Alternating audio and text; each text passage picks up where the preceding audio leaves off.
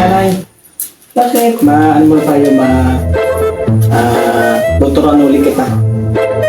Okay.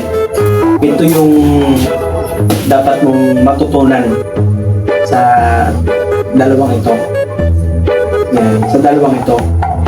Saan dyan ang pinakamataas sa dalawang yan?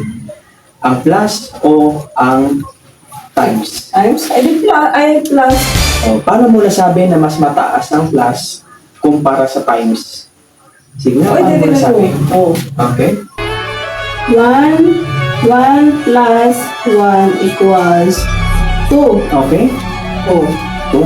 1 times 1 equals 1. Oh. Saan mas mataas dyan? Ay, di plus. Oh, 1 plus 1, 2. 1 times 1, 1. Oh, ay, di mas mataas yung plus. Diba? Ay, di yung plus ang mataas ko. Kasi sa times. Ano nangyari?